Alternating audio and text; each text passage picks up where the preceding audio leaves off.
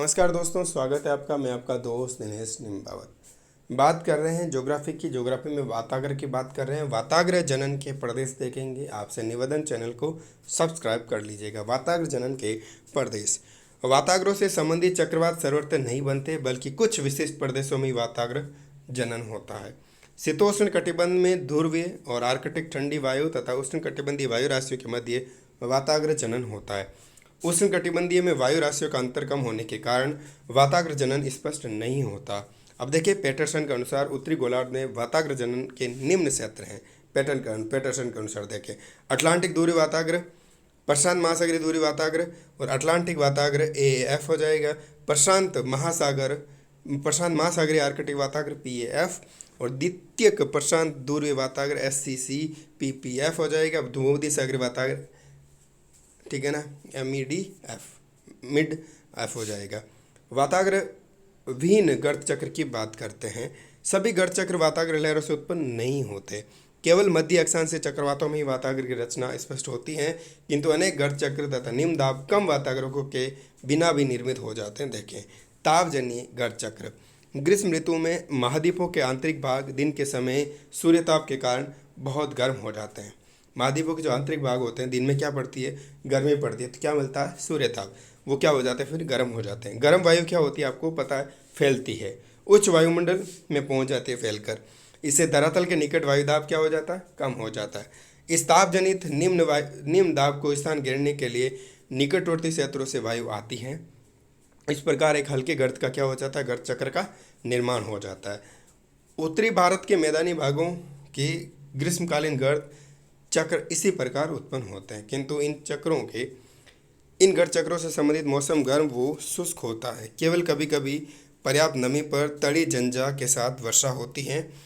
ये चक्रवात सामान्यिक नहीं होते, क्योंकि स्थानीय ताप का प्रभाव छोटे क्षेत्र में सीमित होता है। प्राय ये गर्त चक्र रात्रि में नष्ट हो जाते हैं। इनका आकार छोटे से लेकर भारतीय मानसूनी चक्रवातों जैसे विशाल होता है। इनकी संरचना जटिल होती, अतः इनकी वाताग्र रहित उत्पत्ति विवादास्पद है। ध्रुवीय वायु गर्त चक्र। ध्रुवीय वायु गर्त चक्र की बात करें, शीत ऋतु में कोई अस्थायी ध्रुवीय या फिर आर्कटिक सागरीय वायु राशि महाद्वीपों के पूर्वी किनारे पर दक्षिण की ओर बहती हैं, तब ये गर्त चक्र बनते हैं। सागरीय ध्रुवीय वायु जो हवाएं हैं, स्थलीय दाब कटकों के बीच फंस जाती हैं, तब ये गर्त चक्र पैदा होते हैं। प्रधान वाताग्रीय चक्रवातों के पृष्ठभाग में भी इस प्रकार के छोटे चक्रवात उत्पन्न होते हैं। इन चक्रवातों के आने से वायुदाब तो क्या हो जाते, कम हो जाता, किंतु तापमान नहीं बढ़ता, क्योंकि ध्रुवीय सागरीय वायु आर्द्र व ठंडी होती है। ये चक्रवात छोटे, अल्पकालिक और अनिश्चित प्रवाह के होते हैं। उसके बाद आता है अनुवात गर्त चक्र।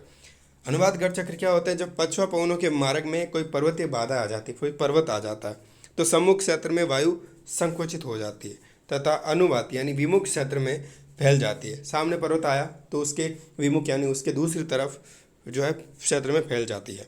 पर्वतीय शिखर पर वायु में प्रति चक्रवाती अपसरण होता है तथा पर्वत शिखर से नीचे उतरने पर वायु में चक्रवाती अभिसरण के कारण अभिसरण के गुण आ जाते हैं।